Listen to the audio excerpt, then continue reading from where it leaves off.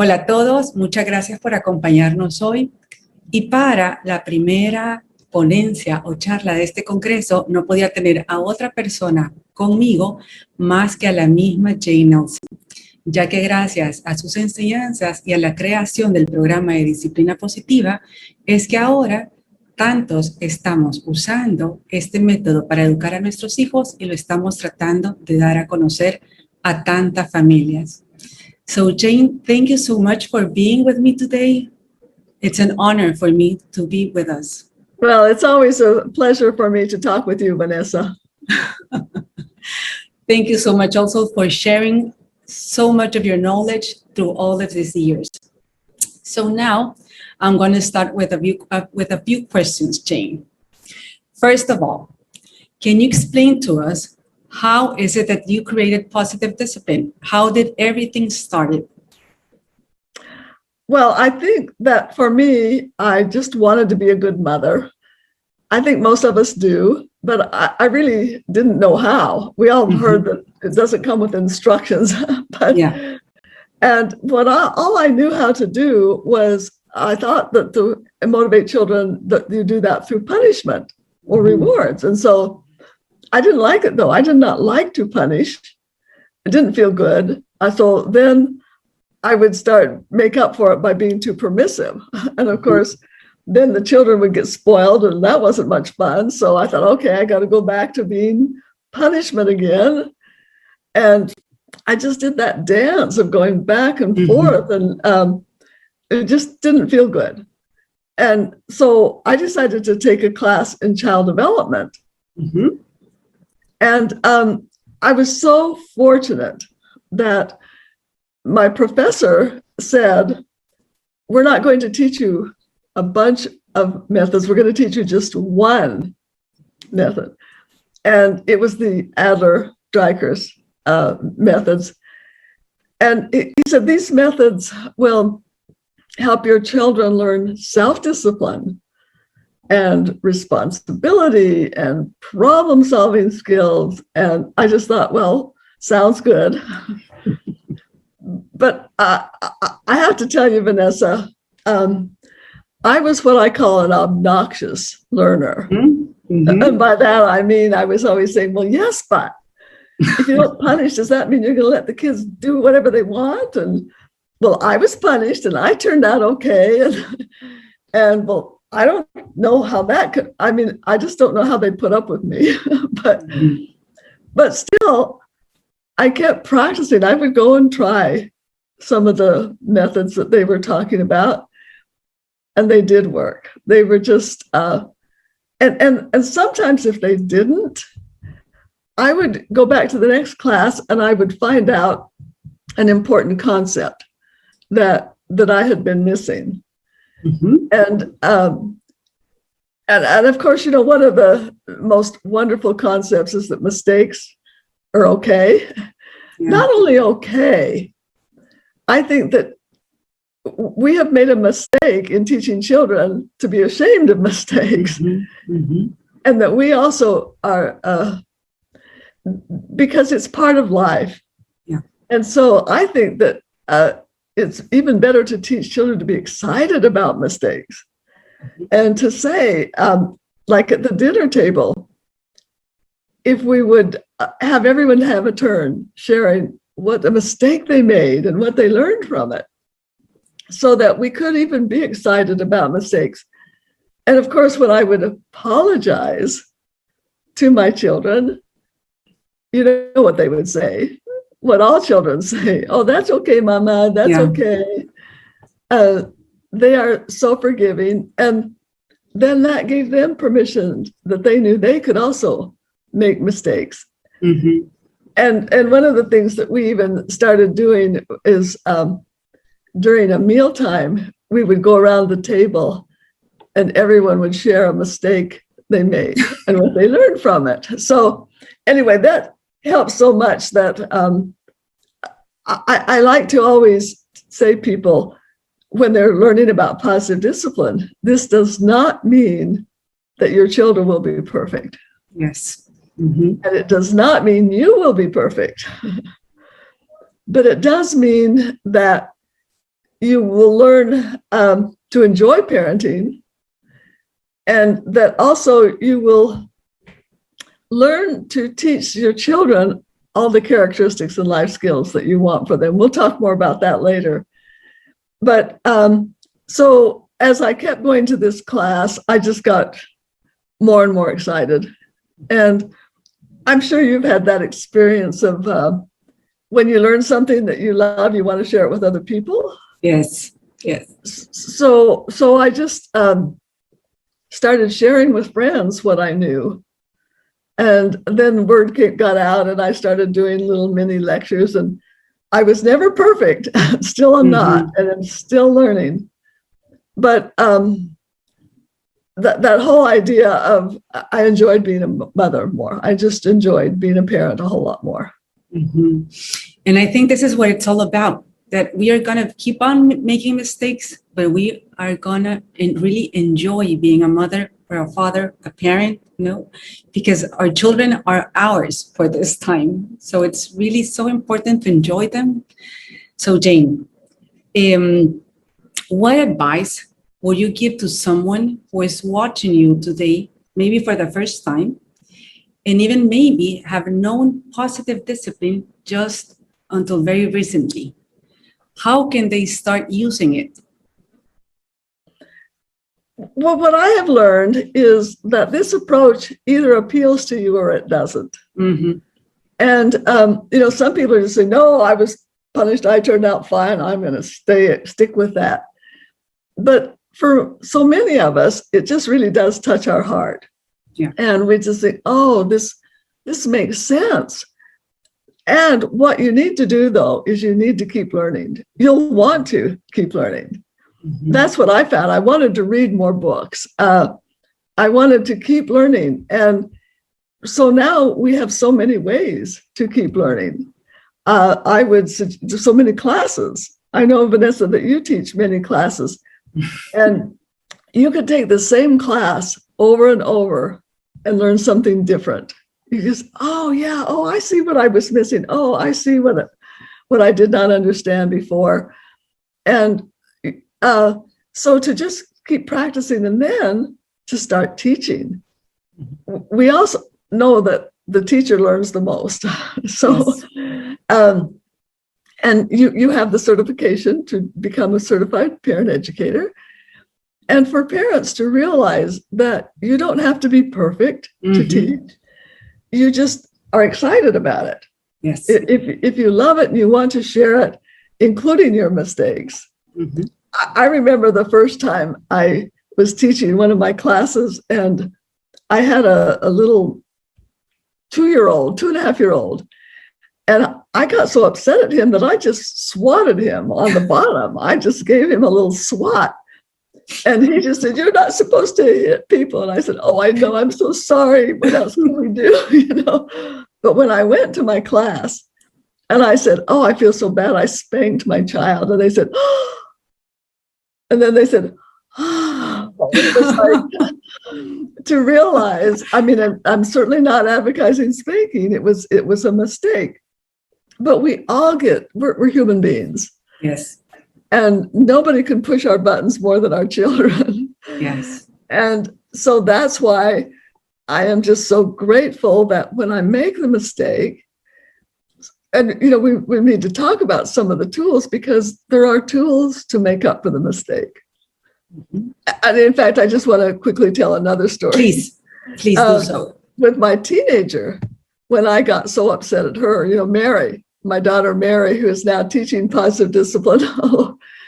And we just got into some kind of an argument, and I just flipped my lid. We all know that means when you flip your lid and you're not rational. And I just said, Mary, you are a spoiled brat. And she said, don't tell me later that you're sorry. And I said, you don't have to worry, because I'm not. And she went off to her bedroom and slammed the door and got her copy of Positive Discipline. And later I saw that she had underlined and written phony in the column. So, and this is after I had been teaching Positive Discipline for at least 14 years. And then later we apologized and we worked on a solution. And again, I just think it's such a relief to kids that they don't have to live up to perfection, that they really can understand that it's okay to make mistakes. And so what I've also found is that I learned so much from the mistakes when I realized, okay, I shouldn't have calmed down. I should have just asked more questions, curiosity questions. I should have validated her feelings, or we should put this on the family meeting agenda and talk about it later. There are so many ways to correct the mistake that you make, and to apologize and to go on and learn from there. So you know what? For new people, that's just what they need to do, is realize that if they think, okay, I'm going to be perfect and my children are going to be perfect, that is not going to happen. So they need to just accept that. I think it's so encouraging that you are telling us your own stories, because I'm listening to you. And the thing is, the same happens to me, and I'm sure to a lot of parents who are listening to us today, because we are not meant to be perfect, but we really try to make things better over time. And just to ask for forgiveness and try to amend for mistakes, it's really so important for our children. Right, because we always go back to the love and to solving problems together and to teaching them the skills, the life skills they need for their future. And by the way, Vanessa, I want to share that it helped me to really hear the difference between, most parenting programs are based on behaviorism, which means punishment and reward. And it's the adult's job to catch the child being good and give them rewards, or catch them being, quote, bad and punish them. But what happens when the adult's not around? Yeah. So, and the thing is that it does work. It usually will stop the behavior. Yes, punishment does work. But what about the long-term results? They don't realize that long-term, even though the child may be obedient and do what they're supposed to do, they have a lot of lacking in their own self-esteem, because they're always worried about getting the reward or the punishment from outside themselves.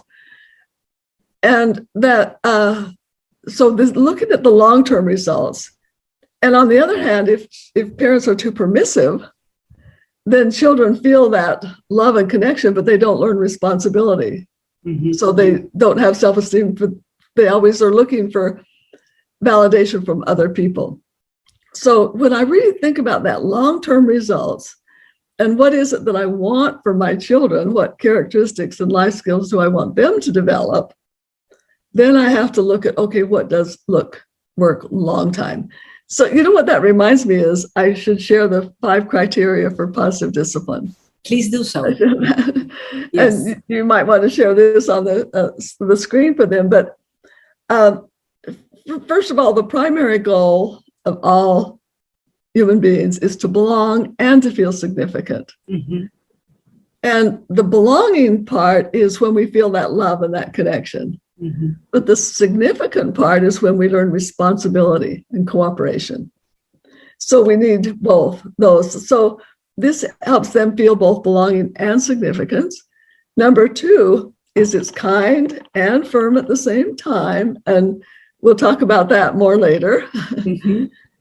And then here, number 3 is effective long-term. And to me, that was so important to realize, well, wait a minute, not just what works right now, but what is it going to mean for my child in their future with their self-esteem? Will they feel both belonging and significant?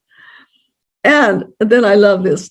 Number 4 is that it teaches valuable social and life skills for good character. Now, punishment does not do that. In fact, punishment does not do any of these. And the last one, it invites children to discover how capable they are and to use their power in useful ways. So whenever we're all the positive discipline tools that we talk about, we always say, does it meet all of these 5 criteria? And punishment does not. So I think that to understand the basic philosophy of why punishment works, but why it's not effective long-term, really was inspirational for me to want to do the kind of things that are long-lasting. Okay, so Jane, this brings me to the next question. Some of the main concerns I listen from parents are two. The first one is, you already mentioned that to educate, being kind and firm is one of the 5 criteria of positive discipline. So I am going to ask you to please help us understand how can we educate being kind and firm at the same time. And the second one is, how can we explain what does connection before correction means? Because sometimes it is not understood. Well, those questions go together.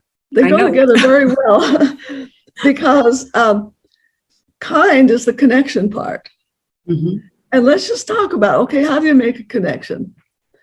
You make a connection by saying, I love you. Mm-hmm. And then the correction is, the answer is no. So kind, I love you. No, firm. So there are so many examples like this, but another way to make a connection is to just validate the child's feelings. I know you really want that toy. It just, I can understand you want that toy, and no, you can't have it right now. What we also need to understand is that kind is not always nice. Yeah. And I want to explain that. It might be very kind to validate the child's feelings, but it's not really kind to give it to them everything they want, because long term, they think the world everybody should take care of me. Everybody should give me what I want. And so it's not, even though when parents are being permissive, they think they're being kind and loving, but they're not. They're not thinking of the future and what that's going to mean.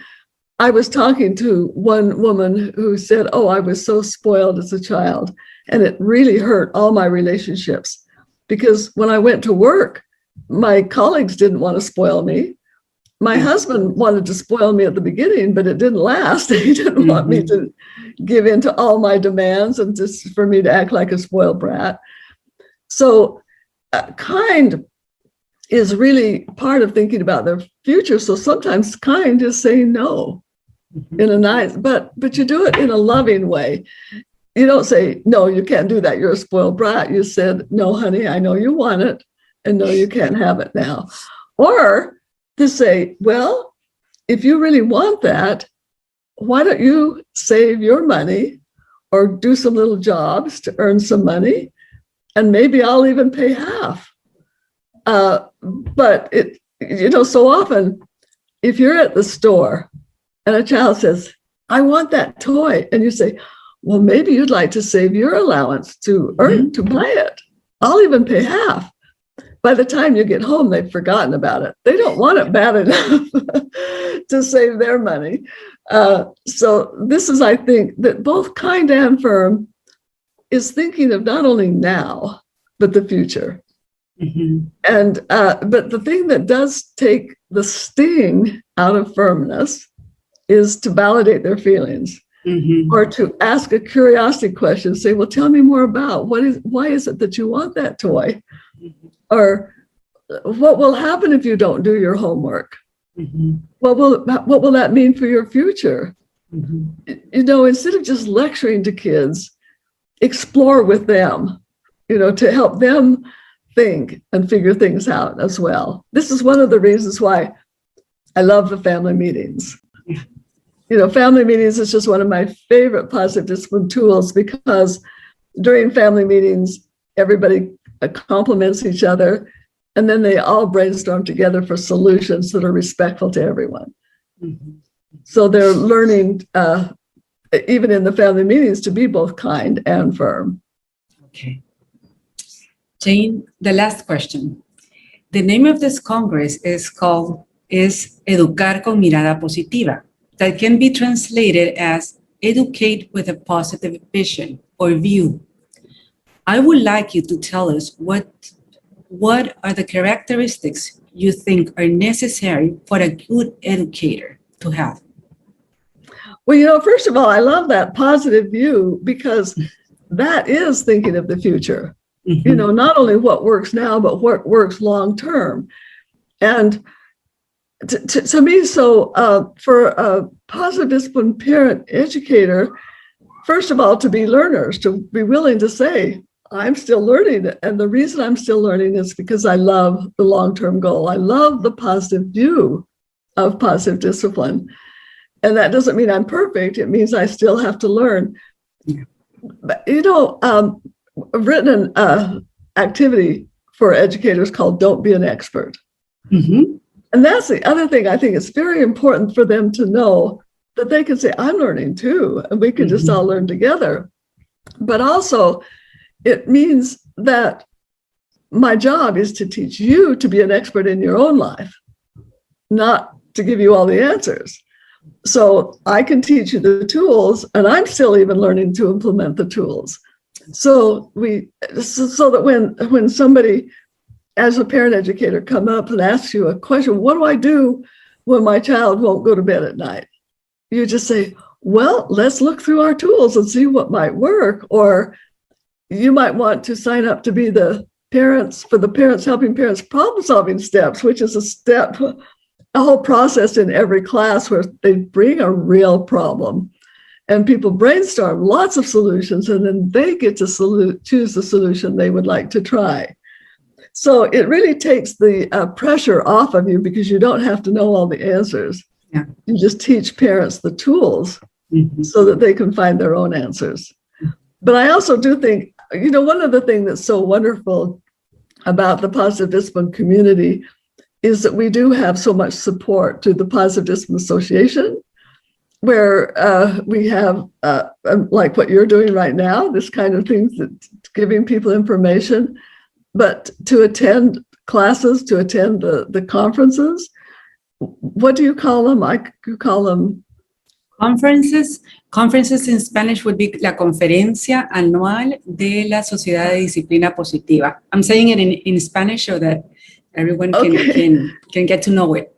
In fact, you even talked about Congress, and I was saying, what do you mean by Congress? I know. This whole idea of that we just have these learning opportunities where we get together and we share our ideas and we share our examples, and because positive discipline is an encouragement model. But if you put it all in a nutshell, it's an encouragement model where we encourage our children, we encourage ourselves, we encourage each other, always trying. That's why your name is for a positive view is such a wonderful one. We always want to keep that positive view. And just like that in all the first classes, we do the characteristics and life skills that we want for our children, that is the positive view. We create our own view through this list of what we hope our children will learn. And then when we're role-playing our tools, we say, is what we're doing teaching what we have for our long-term view for our children? So I think it's a perfect title. Thank you, Jane. I'm glad you liked it. Okay, Jane. So I would really, really, really like to thank you for being with us today. And thank you for all of your knowledge and being able to share it with us, because something that started as a personal journey has impacted many, many families around the world. Can you please tell us on how many countries positive discipline is today? Well, 84. 84, wow. And what was interesting, we just did a little, this week, a little 1 hour thing that we offered for free. And over 610 people from 50 countries signed up for it.